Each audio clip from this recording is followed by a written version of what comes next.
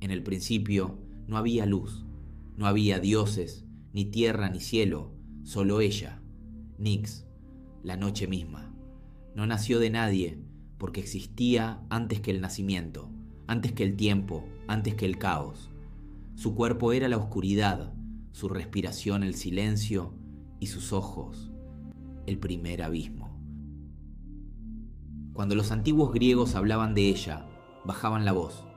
Incluso Zeus, sí, el del ego olímpico y los rayos de egocentrismo, evitaba pronunciar su nombre, porque Nyx no era una diosa cualquiera, era la sombra que vino antes de todo lo que alguna vez se atrevió a brillar. Los poetas la imaginaban moviéndose entre las estrellas como una reina silenciosa. Algunos decían que su paso dejaba tras de sí una estela de sueños, y otros que eran pesadillas disfrazadas. En los templos más antiguos, cuando caía la noche, los sacerdotes apagaban las antorchas y decían: ahora camina Nyx. De su oscuridad nacieron cosas que ni los dioses quisieron reclamar como propias. De su vientre brotó Thanatos, la muerte inevitable, Hypnos, el sueño que vence incluso a los reyes, las Moiras, esas tres tejedoras que escriben tu destino y cortan el hilo cuando quieren, y Némesis, la venganza divina. Nyx no necesitó pareja, ni fuego, ni templo. Ella parió sola, porque a veces el vacío es más fértil que la creación misma. Y cada uno de sus hijos fue una parte del equilibrio que los dioses fingieron controlar. Thanatos caminaba detrás de cada batalla. Hypnos velaba sobre los héroes agotados. Las Moiras tejían sus nombres con hilos de oro y sombra, mientras Némesis esperaba el momento justo para cobrar las deudas del orgullo. Todo lo oscuro, todo lo inevitable, nació de su amor por el silencio. Cuando Zeus conquistó el Olimpo y los titanes fueron historia, pensó que todo le pertenecía, pero incluso él sabía que había algo que no podía controlar. Homero escribió que ni el padre de los dioses se atrevía a desafiar a Nyx.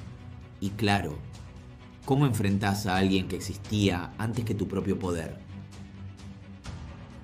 Dicen que una vez, en medio de una tormenta, Zeus la buscó entre las nubes para pedirle consejo, pero solo escuchó su risa, tan antigua como el universo. Desde entonces, cuando el trueno retumba sin relámpago, se dice que es Zeus recordando su miedo. Nyx no buscaba adoración, no necesitaba altares ni sacrificios. Su presencia era suficiente. Cada sombra proyectada por una antorcha era un recordatorio de su existencia. Cuando la luz se apagaba, ella reinaba.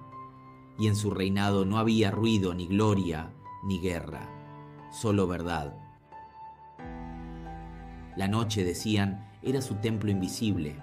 Allí no importaban las coronas ni los títulos, solo quedaba el alma frente a sí misma. Y en ese silencio, Nyx revelaba lo que los dioses temían admitir, que incluso la luz necesita de la oscuridad para existir. Se dice que guardaba un secreto que ni los oráculos se animaban a revelar: el fin de los dioses, el momento en que todo volvería al silencio del que vino. Y Zeus, que tanto temía al destino, jamás la enfrentó. Prefirió mirar hacia otro lado, como quien sabe que la oscuridad no se destruye, solo se espera. Quizás por eso los hombres aún encienden fuego en la noche, para creer que pueden ahuyentarla. Pero Nyx no necesita vencer, solo espera, y con el paso de los siglos, siempre termina reclamando lo que es suyo. Con el tiempo, los templos se derrumbaron, las plegarias se olvidaron, y su nombre se perdió entre los mitos, pero ella nunca se fue, porque la noche no muere, solo cambia de forma.